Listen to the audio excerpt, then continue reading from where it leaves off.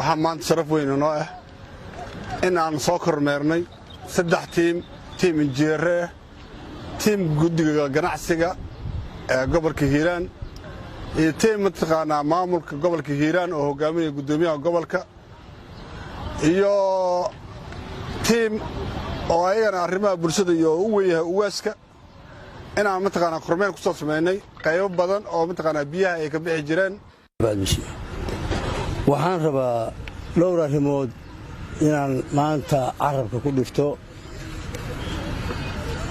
waxaa la sheegayaa oo na soo gaaraya xogo ila lagu kalsoon yahay aan ka helnay in fatahaad tii sanadkii dhowaa ama la eg ama ka sii fog ay nagu soo socoto.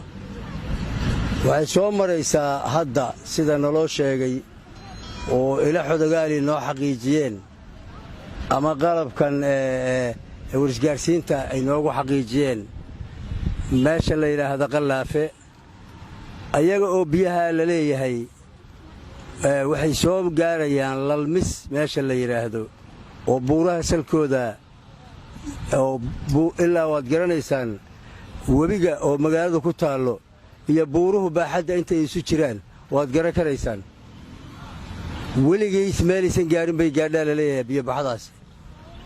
waxaan leenahay waxaa dhici karta in khasaaro ba'an oo naf iyo maallaba ay keento arrintaasi ayadoo dadku ay ku jiraan biyobaxadaasi hadday qabato oo ay jirto beledweynena aan qiyaasayna iyo eeryadiisa laga yaabo in roobab xoog la ka bilowdaan.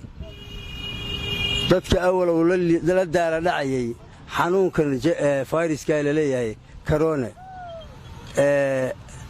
fatahaadana ku yimaadaan meeshaas waxaa ka soo baxaya xaalad bini'aadanimo.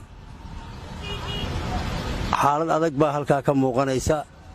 waxaan leenahay oo aan codsanaynaa sida baaqaynii horeba ku jirtay dawladda Soomaaliya dadkan inay xal u hesho ay u soo gurmato.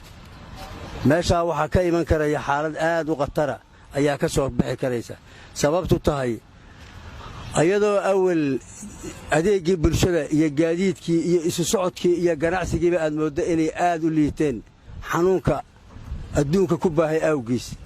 haddii haddana fatahaadi timaado oo ay dhacdo in la barakaco sanadkii dhawaa waxaa ku dhintay dhowr iyo 10 qof ayaa ku dhimatay webigan fatahaadda inta la og yahay oo qaarna meydkoodii la helay qaarna lagu leeyahay meydkoodii ilaa haddana waxaa la sheegayaa khatartu intaynay ka sii badan tahay.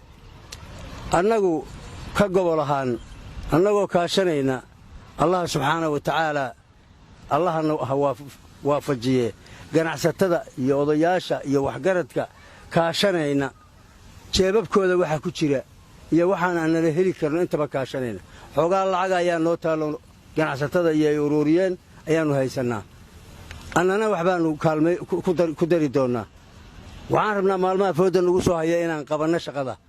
haddii fatahaaddii sanadkii dhoweed dhacdoo kale ay dhacdo xaalad bini'aadanimo ayaa meeshaa ka soo baxaysa. waxaan dawladda Soomaaliya ka codsanaynaa iyo isteedkaba dadkan in gurmad iyo loo soo fidiyo marxaladda uu ku sugan yahay laga kaalmeeyo marxaladda uu ku sugan yahay.